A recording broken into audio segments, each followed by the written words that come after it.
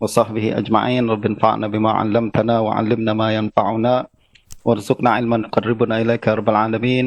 اللهم فقهنا في الدين وعلمنا التأويل وافتح علينا فتوح العارفين بك يا رب العالمين. ولا حول ولا قوة إلا بالله العلي العظيم. Alhamdulillah rekan-rekan sekalian yang dirahmati oleh Allah Subhanahu wa taala, kita diberikan lagi kesempatan untuk melanjutkan perbincangan kita setiap Sabtu pagi ini dalam kitab Al-Muntaqa Imam Ibnul Jarud, dan kita masih berbincang berkenaan dengan hadis bab azan. Dan sekarang ini kita akan membaca hadis yang ke-159. Wabil isnad ila al-Imam Ibnul Jarud rahimahullah nafa'ana bi'ulumihi qala haddatsana Ziyad ibn Ayyub qala haddatsana Hushaim an Khalid an Abi Kilabah an Anas radhiyallahu anhu annahu qala umira Bilalun an yashfa'a al-adhan wa yutira al-iqamah. Qala haddatsana Muhammad ibn Yahya wa Muhammad ibn Idris ibn Umar qala haddatsana Sulaiman ibn Harb qala haddatsana Hammad ibn Zaid an Simak ibn Atiyah an Ayyub an Abi Kilabah an Anas radhiyallahu anhu annahu qala umira Bilalun an yashfa'a al-adhan wa yutira al-iqamah. Qala Ayyub illa al-iqamah wal hadithu li Ibn Idris. Qala haddatsana Abu Ja'far ad-Darimi Ahmad ibn Sa'id qala haddatsana Abdurrahman ibn al-Mubarak qala haddatsana Ismail ibn Ulayyah qala qultu li Ayyuba haddatsana Khalid an Abi Qilabah an Anas radhiyallahu anhu annahu qala umira Bilalun an yashfa'a al-adhana wa yutira al-iqamah faqala Ayyub illa al-iqamah. Kita berhenti sekejap berkenaan dengan hadis ini untuk melihat beberapa perkara yang terkandung di dalam hadis ini. Sebenarnya hadisnya ini pendek aja, akan tapi mengandungi banyak perbincangan, terutamanya di dalam ilmu hadis berkenaan dengan kandungan sanad dan matan dia. Hadis ketiga hadis yang kita bacakan tadi berasal daripada Anas ibn Malik, dan sanad dia juga sama, yaitu kembali kepada Abu Kilabah an Anas. Abu Kilabah Abdullah bin Zaid al-Jarmi, dia thiqah, tak ada isu. Begitu juga Anas bin Malik adalah sahabat Nabi SAW. Nah, akan tetapi semua perawi yang tersebut dalam sanad ini pun semua thiqah belaka, tak ada isu semua. Mulai daripada Ziyad ibn Ayyub, Hushaim adalah imam yang sangat besar di Iraq, orang yang punya hafalan yang sangat kuat. Dan Khalid adalah Khalid bin Abdullah Al-Hazza juga imam thiqah. Dan begitu juga para perawi yang lain. Jadi kalau nak ditengok satu persatu perawi ini, kita tak akan ada masa untuk bincangkan ketinggian adalah dan dhabat mereka. Dan isu kita pun bukan berkenaan dengan status perawi. Sebab sekali lagi dalam perbincangan berkenaan dengan ilmu hadis, kalau analisis kita masih berkaitan dengan status perawi, maknanya kita masih bincang cetek sangatlah ilmu hadis kita tu. Kita masih lemah sekali, kita masih basic lah bincang. Apabila kita melemahkan hadis hanya karena perawinya lemah, hanya karena perawinya statusnya sebagai dhaif, lainul hadis atau lain sebagainya, itu perbincangan yang sangat basic. Dan justru dalam hadis ni pun kita melihat dari segi adalah dan dhabat perawi, tak ada isu, dia sudah lepas daripada perbincangan tersebut. Akan tapi yang menjadi perbincangan kita adalah berkenaan dengan aspek illah. Aspek illah berkaitan dengan kita himpun periwayatan, lalu kemudian kita akan nampak adanya mukhalafah di dalam hadis ni. Dan itu yang coba untuk ditonjolkan oleh Imam Ibnul Jarud sebenarnya dalam hadis ni. Itu sebabnya beliau menyebutkan 3 jalur hadis, betul tak? 3 sanad untuk menyebutkan satu hadis. Kalau setakat hadis ni tak ada masalah, dia akan sebut satu hadis saja, satu sanad pun dah cukup lah. bahwa hadis ini tak ada masalah sebab sanadnya sahih. Akan tapi hadis ini beliau sebutkan dengan 3 sanad. Coba kita recap semula. Yang riwayat sanad yang pertama diriwayatkan daripada Khalid an Abi Qilabah, Khalid Al-Hazza daripada Abu Qilabah an Anas.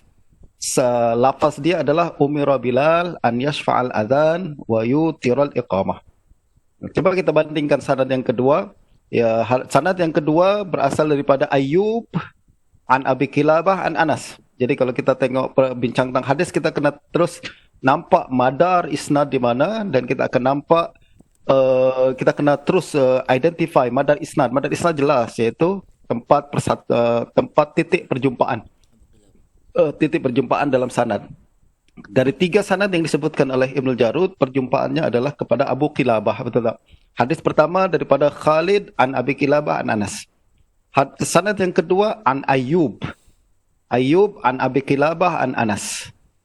Ayyub an Abi Qilabah an Anas. Kalau tuan-tuan belum nampak, ni dia Ayyub an Abi Qilabah an Anas. Sebagaimana Khalid, Ayyub pun imam siqah. Tak ada isu berkenaan dengan adalah dan dhabat dia. Akan tapi lafaz yang dibawakan oleh Ayyub ada sedikit perbezaan tak? Tak ada perbezaan. Beliau mengatakan umira Bilal an yashfa'al adzan wa yutiral iqamah. Cuma Ayyub berkata qala Ayyub illal iqamah. Qala Ayyub illal iqamah. Maknanya riwayat ni ada tambahan daripada Ayyub, illal iqamah. Ada tambahan daripada Ayyub yang mengatakan hadis ni ada tambahan menyebutkan illal iqamah yang tidak disebutkan dalam sanad yang di atas. Al-Hadis Ibn Idris. Lafaz ni berasal daripada Muhammad bin Idris bin Umar, sebab dia riwayatkan daripada Muhammad bin Yahya Az-Zuhli dan Muhammad bin Idris Al-Umar daripada Sulaiman Ibn Harb. Lafaz yang ketiga, tuan-tuan, kita kembali lagi kepada lafaz sanad yang sama dan berasal daripada Ayyub juga, iaitu Ismail bin Ulayyah mengatakan qultu li Ayyub haddatsana Khalid an Abi Qilabah an Anas. Maknanya Ismail bin Ulayyah membacakan sanad yang pertama tadi, menyampaikan sanad yang pertama tadi kepada Ayyub, sebab Khalid rakan Ayyub Ibn Abi Tamimah sama-sama belajar daripada Abu Qilabah. Ismail bin Ulayyah murid Khalid. Dia dengar hadis ni daripada Khalid, dia coba untuk melakukan cross check kepada Ayyub. Lalu dia bacakan hadis. Dia katakan qultu li Ayyub, wahai Ayyub, saya dengar hadis daripada Khalid an Abi Qilabah an Anas annahu qala umira Bilalun an yashfa'al azan wa yutiral iqamah. Ayyub lalu mengatakan illal iqamah. Illal iqamah. Jelas seperti sanad yang kedua bahawa ada tambahan illal iqamah dalam lafaz hadis tersebut yang dikatakan oleh Ayyub. Soalan, tuan-tuan, jadi sebelum kita tengok berkenaan dengan kandungan matan sekarang, kalau kita lah sebagai pakar hadis, sebagai orang-orang yang mengkaji dalam hadis, melihat perbuatan atau melihat presentation yang dibuat oleh Ibnu Abil Jarud ni. Kita melihat presentasi yang dibuat oleh Ibnu Jarud dalam Muntaqa. Dia sebut 3 sanad dengan lafaz yang seperti ini. Apa yang terdetik di dalam minda kita? Kita akan bertanya, sebenarnya Imam Ibnu Jarud, awak nak kata apa ni? Awak nak kata apa ni? Apa yang hendak engkau sampaikan dalam hadis ni? 3 sanad berbeza, 3 hadis dengan sanad yang berbeza. Entah nanti Syekh Muhaimin punya kesimpulan apa. Sekarang anda nak sebutkan kesimpulan anda dululah. Syekh Muhaimin kita dengar di last dia, biasanya kita save the best for the last. Yang baik-baik kita letak di belakang lah. Okey. Anda melihat bahawa Imam Ibnu Jarud ingin menunjukkan satu perkara, iaitu hadis Anas ini, umira Bilal al yashfa'al adzan wa yutiral iqamah. Lalu lafaz tu memang macam tu saja. Lafaz tu memang berhenti di situ saja secara marfu'. Kalau kita hukumkan, tentulah kita sebut dalam perbincangan ilmu hadis, apabila seorang sahabat Bilal dikatakan umira Bilal, walaupun lafaz dia tak menyebutkan Nabi, maka dia dihukumkan marfu'. Sebab umira fulan wa nuhiya fulan, kalau dia berkaitan dengan sahabat, maka dia tentulah al-amir wa nahi adalah Nabi sallallahu alaihi wasallam. Justru hukumnya adalah marfu'. Umira Bilal an yashfa'al adzan wa yutiral iqamah, dan hadis itu berhenti di situ secara marfu'. Akan tetapi lafaz illal iqamah adalah ucapan mauquf daripada Ayyub. Ini nampak macam seperti itu yang dia nak sampaikan, bahawa lafaz illal iqamah adalah mauquf daripada Ayyub, sebab dia terasing daripada lafaz hadis. Dia tak disebutkan secara marfu' direct mausul terus. Dia tak mengatakan umira Bilal an yashfa'al azan wa yutiral iqamah illal iqamah. Akan tapi dia memisahkan mana yang lafaz marfu'. Lafaz marfu' hanya berhenti di yutiral iqamah. Lalu disebutkan ucapan Ayyub illal iqamah. Illal iqamah menunjukkan bahawa kalimat illal iqamah ni adalah kalimat Ayyub dan dia bukan marfu', dia mauquf. Nah, itu dijelaskan dalam hadis yang dalam sanad yang kedua. Sanad ketiga menjelaskan bahawa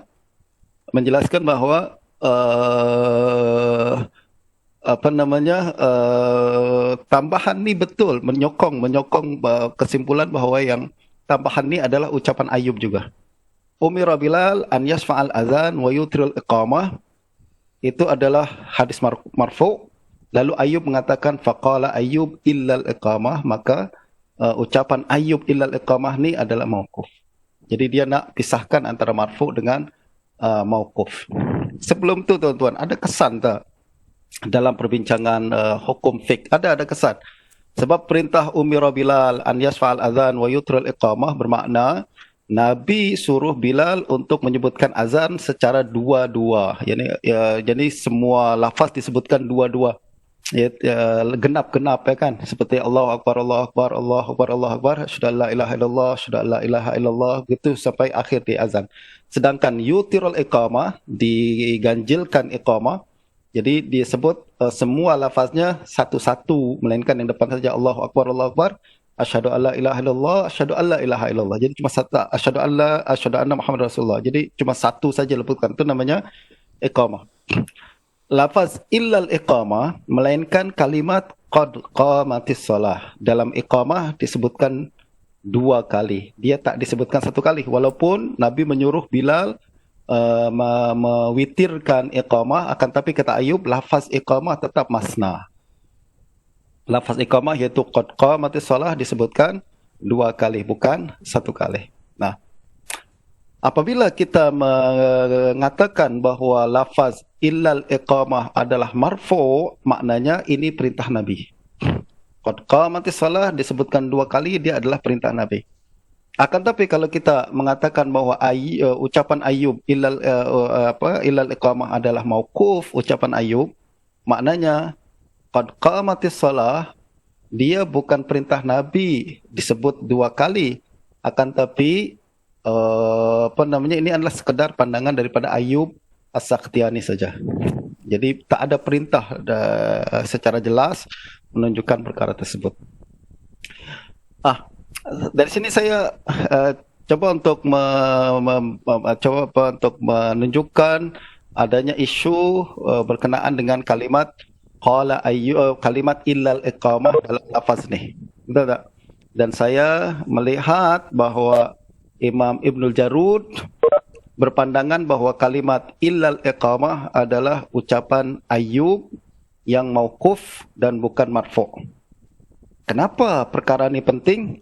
Sebab tuan-tuan, kalau tuan-tuan baca Sahih Bukhari ada babul azan masna. Hadis yang ke nombor 605. Dalam hadis 605 ni, Imam Bukhari menyebutkan lafaz illal iqamah mausul bersambung dengan lafaz wa yutirul iqamah. Saya sebutkan sanadnya. Beliau mengatakan haddatsana Sulaiman ibnu Harb.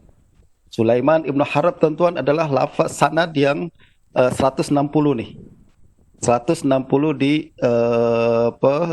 Ibnu Jarud. Kalimat Sulaiman ibnu Harb sampai ke belakang semuanya sama. Beliau mengatakan haddatsana Sulaiman ibnu Harb qala haddatsana Hammad ibnu Zaid an Simak ibnu Atiyah an Ayyub an Abi Kilabah an Anas. Ini lafaz Imam Bukhari. Qal umira Bilalun an yashfa'al adhan wa an yutiral iqamah illa al iqamah. Jadi sekali lagi lafaz Bukhari, beliau menyebutkan sanad yang disebutkan oleh Ibnu Jarud, tapi lafaz illa al iqamah bersambung dengan semua lafaz ni. Dia tak dipisahkan dengan ucapan qala Ayyub. Jadi sekali lagi beliau mengatakan umira Bilal an yashfa'al adhan wa an yutiral iqamah illa al iqamah. Dia tak pisahkan dengan lafaz Ayyub. Ini menunjukkan apa? Kita menjadi menimbulkan tanda soal yang sangat besar di sini. Adakah kalimat illal iqamah ni marfu' ataukah illal iqamah ni mauquf? Sahih Bukhari sebutkan mausul bermakna marfu'. Dan dia bukan ucapan Ayyub, tapi seolah-olah dia adalah ucapan Anas yang hukumnya adalah marfu'. Yang hukumnya adalah marfu'. Dan sanad yang dibawakan, yang menariknya lagi adalah sanad yang dibawakan oleh Imam Bukhari sama dengan sanad yang dibawakan oleh Ibnu Jarud ni, yaitu dari Sulaiman bin Harb, dari Hammad bin Zaid, Simak bin Atiyah, Ayyub an Abi Kilabah, Anas. Tapi lafaz Ibnu Jarud memisahkan illal iqamah dengan ucapan qala Ayyub, tapi lafaz Bukhari sambung saja. Soalan, adakah ini berlaku idraj sebab menyambung memasukkan ucapan perawi di dalam sebuah hadis tanpa ada isyarat yang menunjukkan bahawa dia terasing. Betul tak? Itu disebut mudraj kan? Mudraj. Adakah dia mudraj? Entahlah tuan-tuan, saya bincang terlalu excited sangat ni, terlalu tinggi ke? Mudah-mudahan boleh follow rakan-rakan sekalian sebab saya yakin di depan saya ni semua masyayikh semua, teori-teori mustalah tu semua ada macam kacang goreng je lah, dia dah ada di minda dia semua. Kalau ada permasalahan, nanti kita boleh buka soal jawab berkenaan perkara ni. Soalan kita sekarang ni, adakah riwayat yang disebutkan oleh Imam Bukhari ini mudraj ataukah tidak mudraj? Mudraj ataukah tidak mudraj? Actually tuan-tuan, ada pandangan yang mengatakan bahawa riwayat Imam Bukhari ini mudraj. Nah, ini disebutkan oleh Imam Ibn Hajar dalam Fathul Bari. Tuan-tuan, kalau ada buku Fathul Bari, tengok penjelasan Ibn Hajar di sini. Beliau mengatakan idda'a Ibnu Mandah anna qawlahu illa al-iqamah min qawli Ayyub ghair musnad. Kama fi riwayat Ismail bin Ibrahim wa asyara ila anna fi riwayat Simak ibn Atiyah hadhihi idrajan. Jadi riwayat yang tadi disebutkan oleh Imam Bukhari mausul dengan illa al-iqamah, kata Ibnu Mandah ini mudraj. Sepatutnya illal iqamah bukan ucapan Anas atau bukan marfu', tetapi dia ucapan Ayyub. Wa kadza qala Abu Muhammad Al-Asili. Wa kadza qala Abu Muhammad Al-Asili. Beliau mengatakan qauluhu illal iqamah huwa min qauli Ayyub wa laysa minal hadis. So kita nampak ada dua imam, yaitu Ibnu Mandah dan Imam Abu Muhammad Al-Asili, yang menegaskan bahawa riwayat Bukhari ini mudraj. Riwayat Bukhari ini mudraj. Akan tapi Imam Ibn Hajar merad pandangan tersebut. Beliau mengatakan wa fima qalahu nazar lianna Abdul Razzaq rawahu an Ma'mar an Ayyub bisanadihi muttasilan bil khabar mufassaran wa lafzuhu kana Bilalun yusannil azan wa yutirul iqamah illa qawlahu qad qamatis salah. wa akhrajahu Abu Awana fi sahihihi wa Sarraj fi sahihihi kadza huwa min musannafi Abdul Razzaq walil Ismaili min hadzal wajh wa yaqulu qad qamat as-salah marratain. Dan apalagi kata Imam Ibnu Hajar, wal aslu anna ma kana fil khabari fahuwa minhu hatta yaquma dalilun ala khilafihi. Jadi kata Imam Ibnu Hajar, asal kaedah kita adalah setiap lafaz kalimat yang terdapat di dalam hadis, dia adalah bagian daripada hadis. Melainkan ada dalil yang menunjukkan bahawa dia bukan bagian daripada hadis. Wala dalila ala khilafihi, dan tak ada dalil yang menunjukkan bahawa kalimat ini bukan bagian daripada hadis. Jadi kata Imam Ibnu Hajar, ini riwayat Bukhari. Bukhari sebutkan lafaz illal iqamah bersambung tanpa ada pemisah. Maka secara asal kaedah, setiap yang disebutkan di dalam hadis maka dia adalah hadis Nabi. Melainkan ada dalil yang menunjukkan bahawa dia adalah ucapan selain daripada Nabi. Dan tak ada dalil di sini yang menunjukkan bahawa dia bukan ucapan daripada Nabi. Bagi saya ni problematik sedikit Rad Ibn Hajar. Kita nampak dalil jelas di sini bahawa ini ucapan Ayyub yang mengatakan illal iqamah. Betul tak? Bagaimana beliau mengatakan wala dalil ala khilafihi. Dan kalau tuan-tuan perasan, sebelum kita beralih ke tempat yang lain, kita akan nampak dari sini, dari ucapan Ibnul Jarud saja. Ibnul Jarud menunjukkan seolah-olah nak menegaskan bahawa lafaz marfu' ni saya sebutkan di sanad pertama saja. Iaitu lafaz daripada Khalid, betul tak? Umira Bilal an yashfa'al adhan wa yutiral iqamah. Itu berhenti marfu'. Akan tapi lafaz yang setelahnya, iaitu illal iqamah, tengok dipisahkan dengan dua kali dipisahkan kalimat qala Ayyub, qala Ayyub, qala Ayyub, qala Ayyub. Betul tak? Ini menunjukkan bahawa beliau ingin menunjukkan bahawa kalimat illal iqamah adalah ucapan Ayyub. Justru apa yang disebutkan oleh Imam Al-Bukhari di sini adalah mudraj. Ini kesimpulan yang pertama. Ini yang pertama. Dan soalan, kalau kita melihat perbuatan Imam Bukhari sendiri, adakah Imam Bukhari kita mengatakan tak tahu perkara ni? Saya yakin Imam Bukhari orang yang paling tahu tentang perkara ni. Cuma kita nak tengok sama ada beliau berpandangan bahawa lafaz tu mudraj atau tak mudraj. Lafaz tu mudraj atau tak mudraj. Kalau kita tengok Sahih Bukhari, tuan-tuan, kalau ada Sahih Bukhari, coba buka bab al-azan masna. Dalam bab ni beliau sebutkan dua hadis. Hadis pertama tadi, hadis Sulaiman bin Harb dengan lafaz umira Bilal an yashfa'al adhan wa an yutiral iqamah illal iqamah. Ini hadis yang pertama. Hadis yang kedua, hadis riwayat daripada Muhammad wa Ibnu Salam, qala akhbarana Abdul Wahhab qala akhbarana Khalid al-Hazza an Abi Kilabah an Anas Ibn Malik. Sama juga sanad daripada Anas bin Malik, Abi Kilabah an Anas.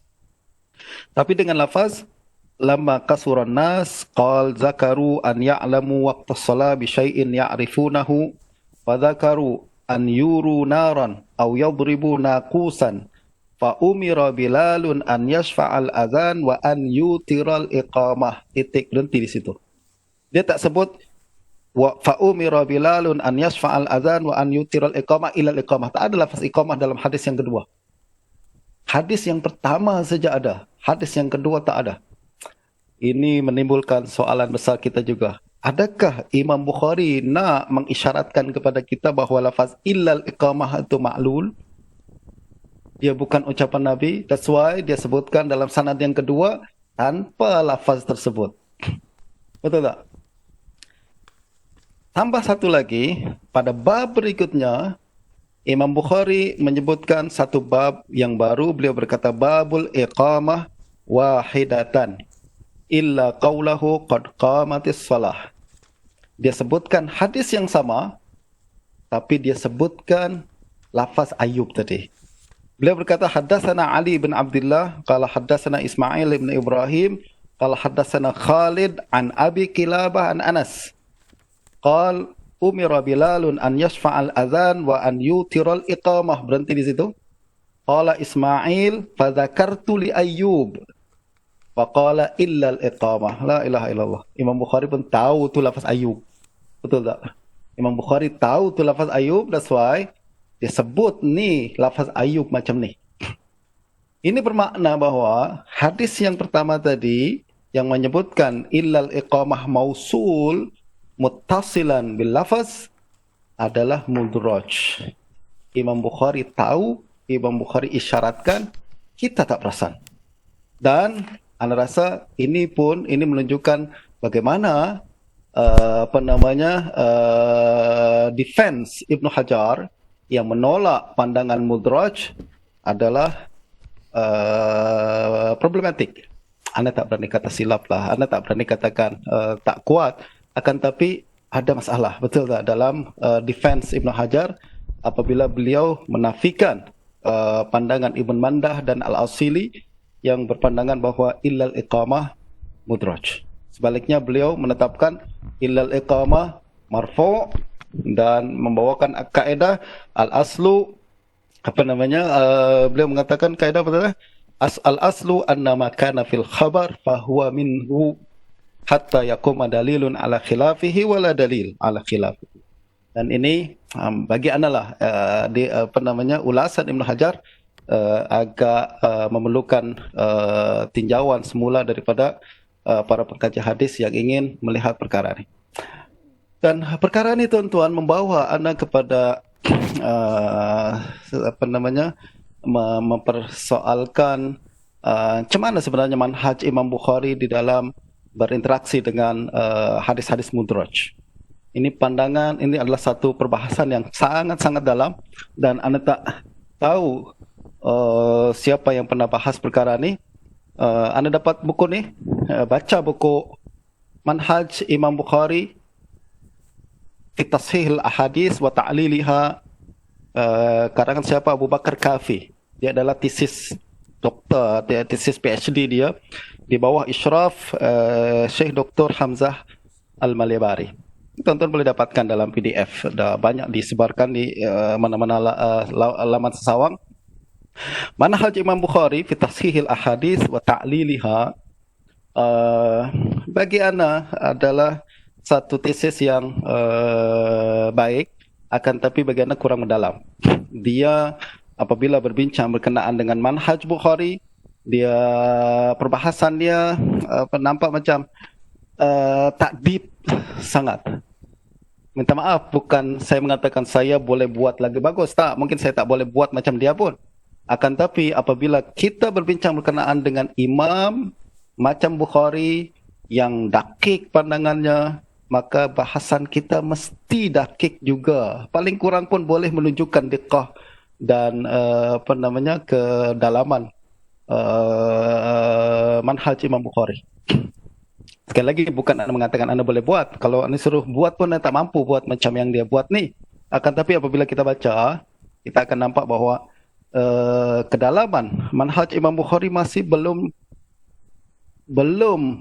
terdedah dan expose dengan baik dalam tesis ni. Terutamanya adalah apabila kita berbincang berkenaan dengan maudhu' mudraj ni yang kita bincangkan sekarang. Saya melihat beliau berbincang berkenaan dengan manhaj Imam Bukhari dalam idraj. Beliau hanya menyebutkan beberapa contoh-contoh tertentu bahawa Imam Bukhari kadang menjelaskan, Imam Bukhari idraj, kemudian Imam Bukhari kadang mendiamkan karena terlalu jelas dan lain sebagainya. Akan tapi apabila kita membincangkan tentang apa yang tadi kita sebutkan ni, manhaj Imam Bukhari dalam mudraj, dia tidak sentuh perkara itu. Padahal ini perkara yang sangat penting. Dan saya ingat adalah banyak lagi isu-isu lain berkaitan dengan isu idraj dalam Sahih Bukhari dan banyak dipertikaikan oleh para ulama, akan tapi tak disebutkan dalam buku ni. Maksudnya apa? Maksudnya adalah tuan-tuan, masih banyaklah peluang untuk kita membuat kajian semula berkenaan dengan manhaj Imam Bukhari di dalam tashih, dalam ta'lil, dan kitab sahih ni masih belum dieksplor lebih dalam lagi. Nah, itu rumusan saya dalam berkenaan dengan hadis yang kita bincangkan pada pagi ini. Dan saya sangat berharap ada komen daripada rekan-rekan sekalian yang boleh menjelaskan semula aspek-aspek lain yang mungkin saya terlepas pandang. Dan saya sangat suka kalau ada orang yang tak setuju dengan pandangan saya. Dan jangan merasa dosa, jangan merasa derhaka, sebab kita ni bukan tengah belajar, kita tengah muzakarah.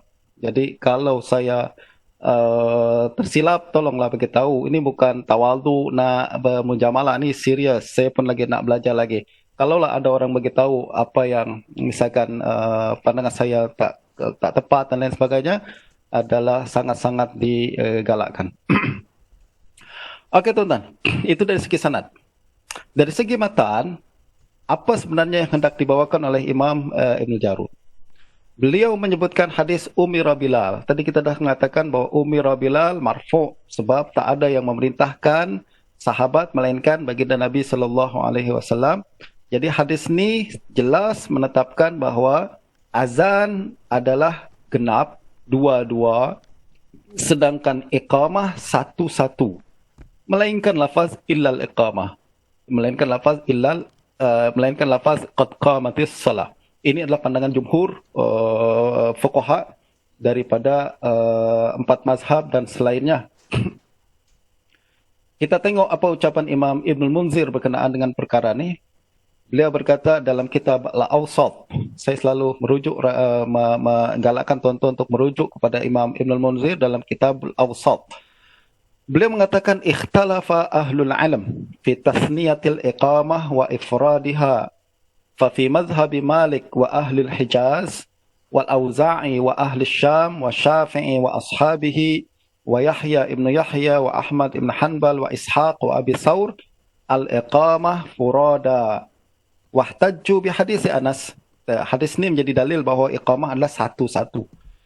Melainkan kalimat Allahu Akbar, Allahu Akbar, betul tak? Soalan, kenapa selainkan kalimat illal iqamah qad qamatis salah? Lalu kalimat Allahu Akbar satu ke dua? Allahu Akbar tetap disebutkan dua, Allahu Akbar, Allahu Akbar. Tapi kenapa dalam hadis hanya disebutkan illal iqamah, melainkan qad qamatis salah saja? Dijawab oleh Imam Nawawi, beliau mengatakan Allahu Akbar sebenarnya itu satu. Sebenarnya dia satu. Sebagaimana dalam azan Allahu Akbar, Allahu Akbar, Allahu Akbar, Allahu Akbar itu dua. Ya, walaupun lafaznya 4, tapi sebenarnya Allahu Akbar itu adalah satu. Gitu juga dalam iqamah. Allahu Akbar itu adalah satu. Itu sebab kata Imam Nawawi, jangan dipisah antara Allahu Akbar nih. Dia mesti disebut sambung. Allahu Akbar, Allahu Akbar. Jangan sebut Allahu Akbar, Allahu Akbar. Itu dua. Nah, Allahu Akbar adalah satu. Bagaimana dalam azan, Allahu Akbar, Allahu Akbar, Allahu Akbar, Allahu Akbar itu dua. Itu pandangan Imam Nawawi dalam Majmu' dan dinukil juga oleh Imam Ibn Hajar. Okey, wahtajju bi hadis Anas. Wa mimman ra'al azan masna wal iqamah wahidah. Urwah ibn Zubair wal Hasan al-Basri wa ruwiya dzalika an Umar bin Abdul Aziz wa Khalid ibn Ma'dan wa Makhul. Ini adalah ucapan salaf berkenaan dengan kali ini, ucapan jumhur, pandangan jumhur, yaitu iqamah furada, satu melainkan lafaz qad qamatis salah. Wa qala ta'ifah, ada pandangan yang lain mengatakan al-azan wal iqamah masna. Pandangan yang kedua mengatakan azan dan iqamah dibaca dua kali. Macam azan dan iqamah sama. Itu dua-dua, genap. Hadza qaulu Sufyan Ats-Tsauri wa ashabir ra'i. Ini pandangan Sufyan Tsauri dan ashabur ra'i termasuk Imam Abu Hanifah. Beliau berpandangan bahawa iqamah macam azan. Maknanya genap. Disebutkan dua-dua. Okey. Itu sedikit berkenaan dengan latar belakang perbincangan. Dan kita jelas di sini nampak bahawa Imam Ibnul Jarud bersama jumhur yang menyebutkan bahawa iqamah masna furada, iqamah furada. Sebutkan satu, melainkan lafaz ilal iqamah, dan itu adalah jumhur ulama daripada kalangan Ahlul Hijaz dan lain sebagainya. Okey, tuan-tuan, kita akan lanjutkan hadis yang berikutnya. Hadis yang ke-162. Kalau hadatsana Muhammad bin Yahya, ada yang nak cakap kah? Siapa? Indo. Halo? Halo? Ada yang nak cakap kah? Tak ada? Okey. Kita lanjutkan hadis yang kedua. Hadatsana Muhammad bin Yahya, qala hadatsana Affan ibn Muslim. Qala hadatsana Hammam, qala hadatsana Amir al-Ahwal, qala hadatsana Makhul, anna ibn Muhayriz haddatsahu anna Aba Mahdzurah radhiyallahu anhu akhbarahu anna Rasulullah sallallahu alaihi wasallam 'allamahu al-adhan 19 kalimah wal iqamata 17 kalimah. Al-adhan Allahu Akbar, Allahu Akbar. Allahu Akbar, Allahu Akbar. Asyhadu an la ilaha illallah, asyhadu an la ilaha illallah, asyhadu anna Muhammadar Rasulullah, asyhadu anna Muhammadar Rasulullah. Hayya 'alas salah, hayya 'alas salah, hayya 'alal falah, hayya 'alal falah. Allahu Akbar, Allahu Akbar, la ilaha illallah. Wal iqamah Allahu Akbar, Allahu Akbar, Allahu Akbar, Allahu Akbar. Tengok, ini azan, ini iqamah Abu Mahdzurah. Ini yang jadi perbincangan kita sekarang. Lafaz iqamah macam mana? Dan iqamah Allahu Akbar, Allahu Akbar, Allahu Akbar, Allahu Akbar. Asyhadu an la ilaha illallah, asyhadu an la ilaha illallah, asyhadu anna Muhammadar Rasulullah, asyhadu anna Muhammadar Rasulullah. Hayya 'alas salah, hayya 'alas salah, hayya 'alal falah, hayya 'alal falah. Qad qamatis salatu, qad qamatis salah. Allahu Akbar, Allahu Akbar, la ilaha illallah. Tengok tuan-tuan ya, ini hadis daripada Abu Mahdzurah, dan kita nampak ada sedikit perbezaan, bukan sedikit perbezaan, tapi banyak perbezaan berkenaan dengan lafaz azan, lafaz iqamah.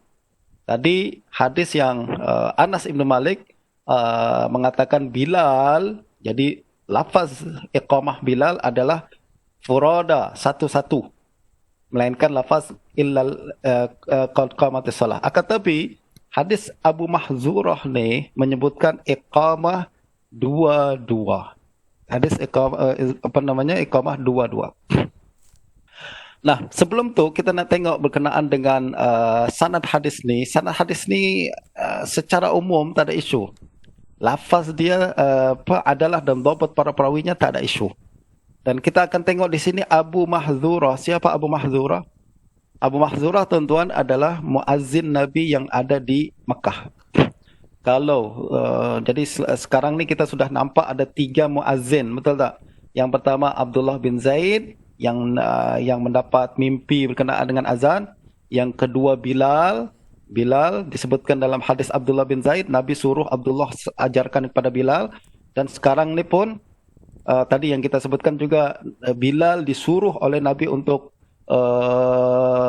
yashfa'al azan wa yutril iqamah, maknanya Bilal pun muazzin Nabi. Dan sekarang Abu Mahdzurah juga, tuan-tuan, dia adalah muazzin Nabi. Bezanya adalah Abdullah bin Zaid dan Bilal duduk di Madinah. Abu Mahdzurah duduk di Mekah. Jadi apabila Nabi menundukkan Fathu Makkah, kemudian melanjutkan dengan perang Hunain, Nabi ajarkan Abu Mahdzurah azan. Dan Abu Mahdzurah kemudian menjadi muazzin Nabi di kawasan Mekah ni, di Masjidil Haram.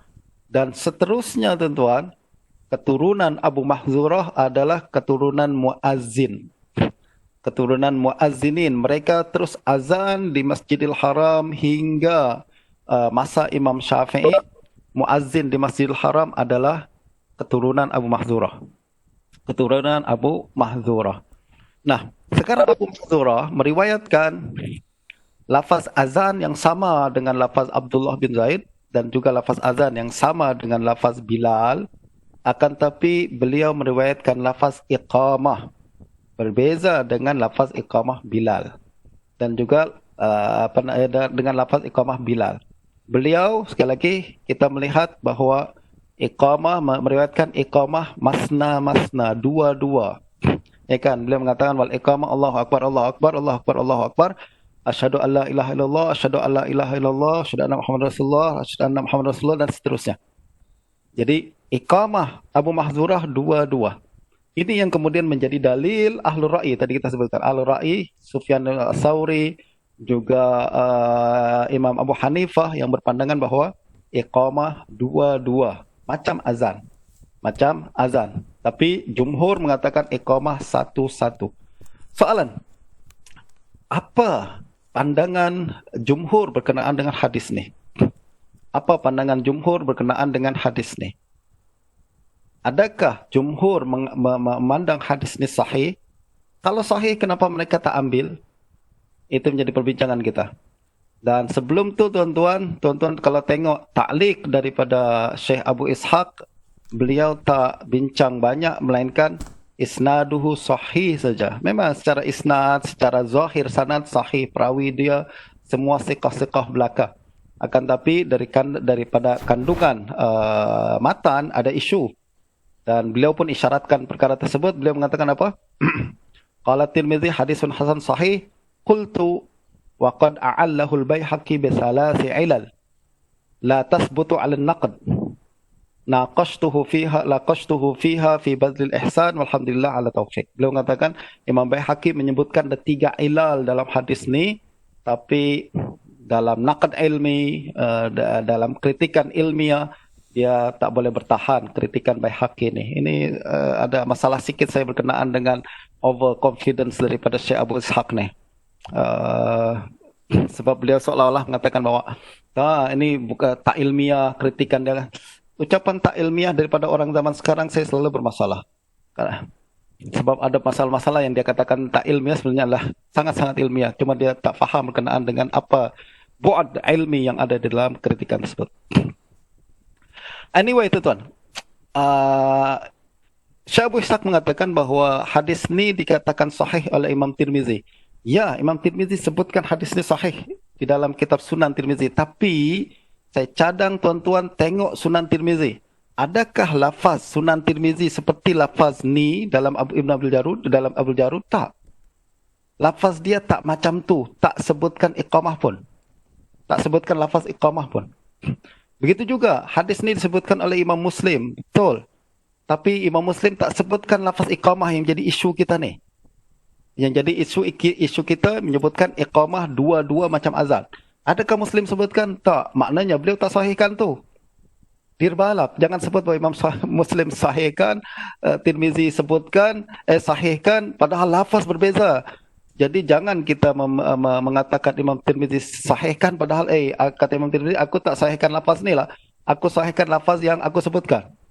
Justru kena clear setiap kali kita menukil pandangan ulama, jangan tersilap. Okay. Actually tuan-tuan, anda nak katakan, coba tuan-tuan untuk takhrij hadis ni dan fokus kepada lafaz iqamah.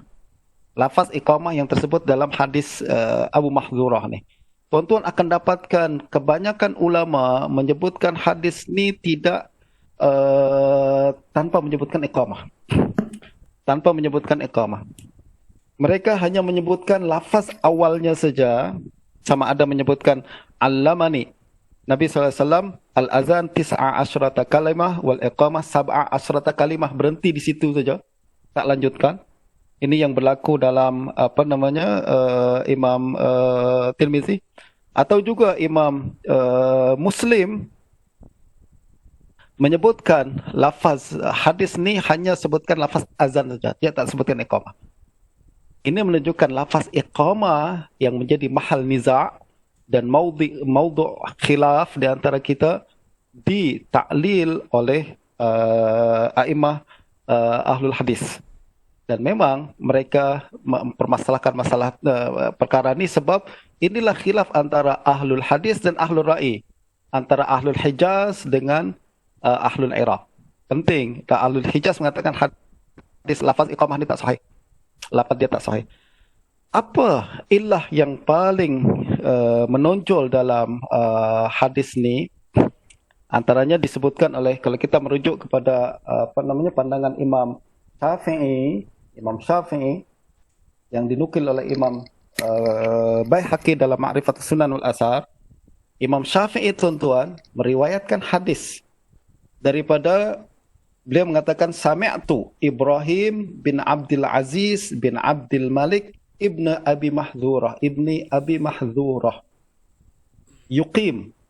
Jadi Imam Syafi'i katakan, saya dengar sendiri bagaimana Ibrahim bin Abdul Aziz bin Abdul Malik bin Abi Mahdzurah beriqamah. Siapa Ibrahim bin Abdul Aziz bin Abdul Malik bin Abi Mahdzurah? Cucu daripada Abu Mahdzurah. Tadi kita cakap apa? Abu Mahdzurah adalah muazzin Nabi yang ditetapkan di Mekah. Lalu sejak saat itu anak keturunannya adalah muazzin di Mekah. Sampai masa Imam Syafi'i, beliau masih nampak lagi keturunan Abu Mahdzurah, iqamah dan azan. Justru kata Imam Syafi'i, saya dengar Ibrahim bin Abdul Aziz bin Abdul Malik bin Abi Mahdzurah iqamah. Lalu beliau mengatakan, Allahu Akbar, asyhadu an la ilaha illallah, asyhadu anna Muhammadar Rasulullah, hayya 'alas salah, hayya 'alal falah, qad qamatis salah, Allahu Akbar, la ilaha illallah. Maknanya iqamah Ibrahim bin Abdul Aziz bin Abdul Malik bin Abi Mahdzurah satu-satu. Tidak macam hadis ni. Ini menunjukkan bahawa hadis ni maklul. Kenapa? Bertentangan dengan riwayat lain yang juga meriwayatkan lafaz Abu Mahdzurah, lafaz iqamah Abu Mahdzurah, tapi tidak sama dengan ni.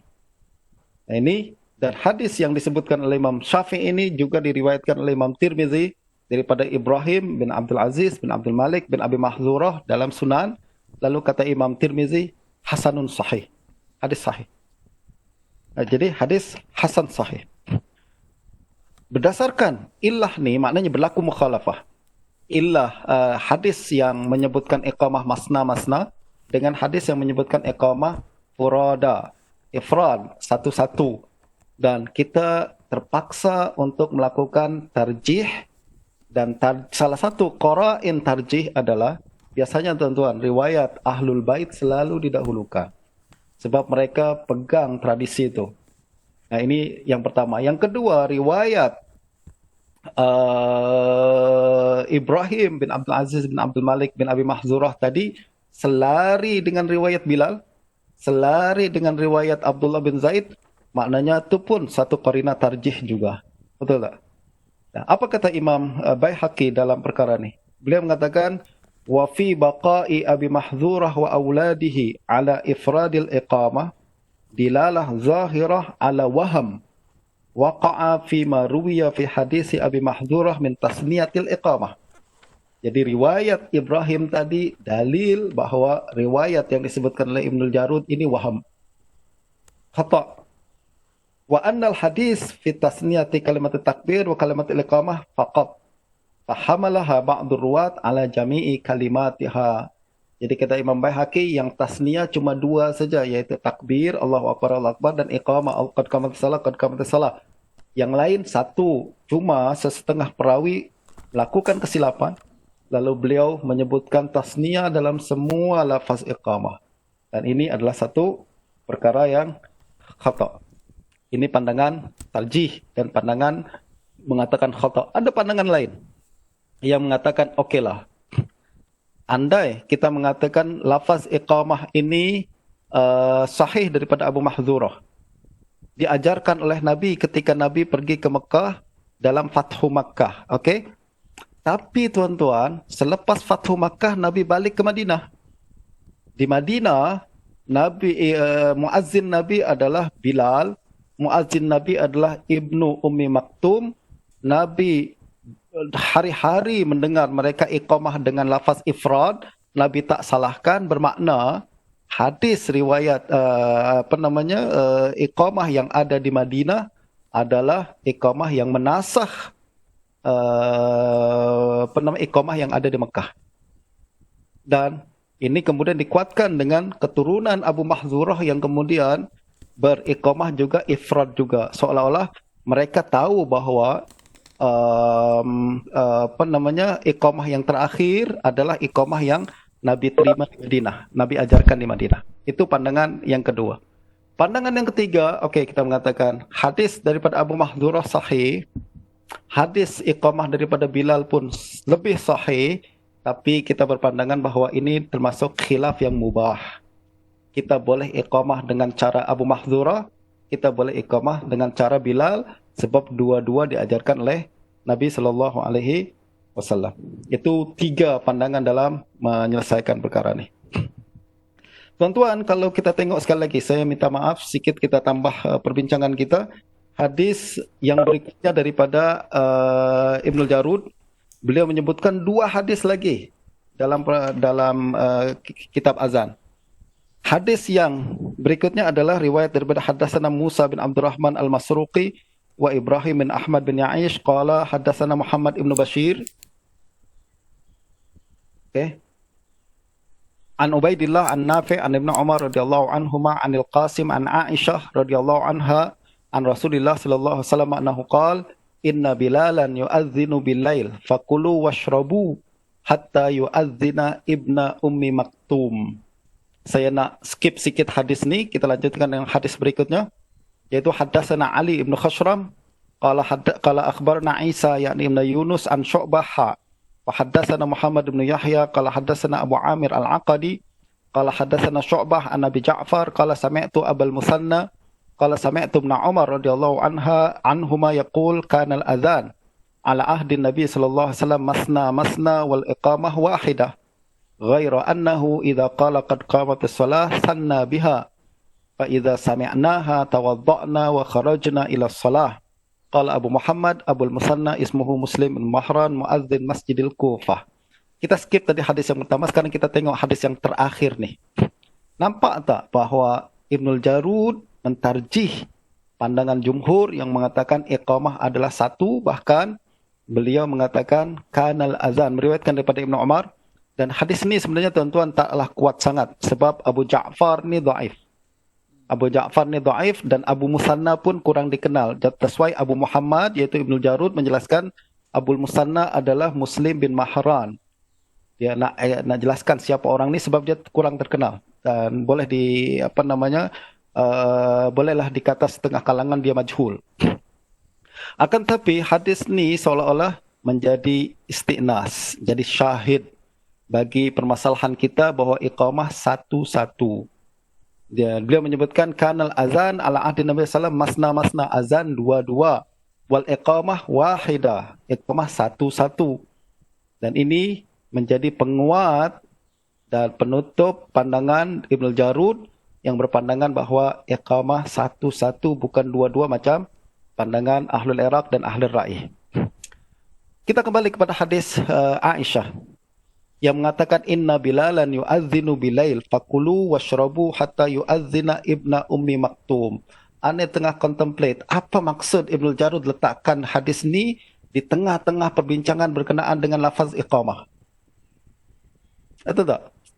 Coba tuan-tuan yang boleh sering membaca between the lines, apa yang dia nak sampaikan kepada kita. Apabila kita berbincang berkenaan dengan iqamah, adakah furada, adakah ifrad, adakah dia tasniyah, tiba-tiba dibawakan inna Bilalan yu'adzinu bilail fakulu washrabu hatta yu'adzina ibna ummi Maktum. Tak sebut pun iqamah, tak sebut pun lafaz iqamah. Nah, kalau anda punya perasaan ini tak ghalabatuz zan lah, dia tak yakin lagi, anda nak berpandangan bahawa Ibnul Jarud seolah-olah nak mengatakan bahawa hadis Abu Mahzurah tadi yang sebelumnya dengan lafaz iqamah macam tu adalah seorang diri, sementara muazzin Nabi ramai.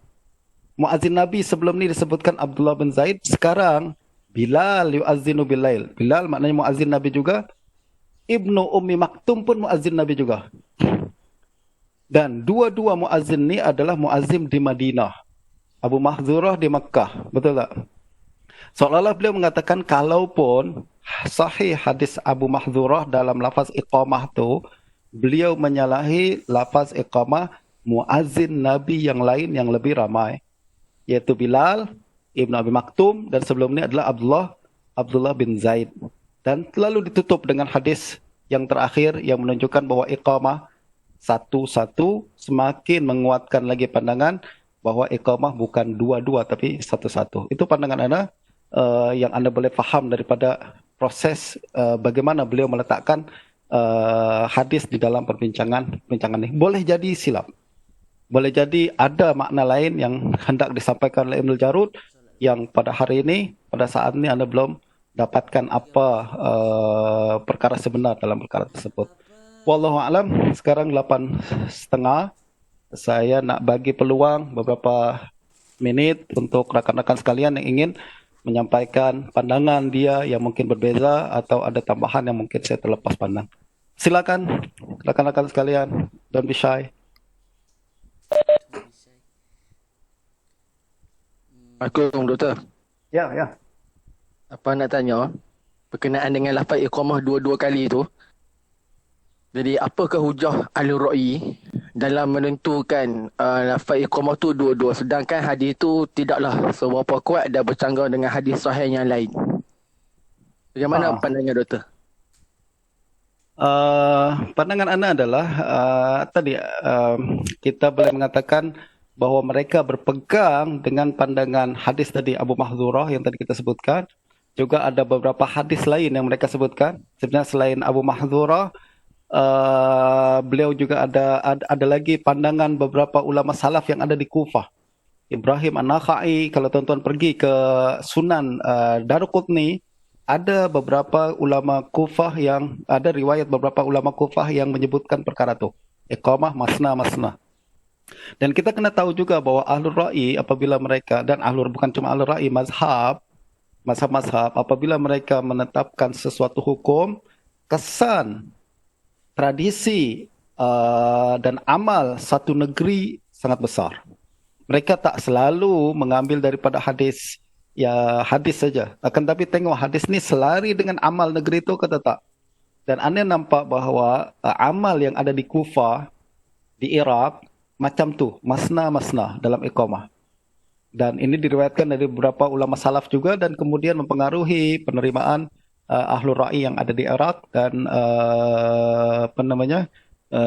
selanjutnya mazhab Hanafi. Ini pandangan yang pertama. Nah, ini alasan ini sebab yang pertama. Sebab yang kedua, kemungkinan mereka mengatakan bahwa hadis Abu Mahdzurah dengan hadis Bilal tidak bertentangan, akan tapi ini adalah ikhtilaf tanawu' saja. Jadi sebagaimana lafaz Bilal dibenarkan, lafaz Abu Mahdzurah pun dibenarkan. Ini adalah, dan anda ingat satu lagi hadis yang sering jadi hujah di kalangan Al-Ra'i adalah riwayat daripada Ibnu Abi Layla an Abdullah bin Zaid berkenaan dengan hadis pertama yang kita sebutkan dulu. Bincang tentang Abdullah bin Zaid terima azan di dalam mimpi. Ada riwayat daripada Ibnu Abi Layla an Abdullah bin Zaid yang menyebutkan iqamah masna juga.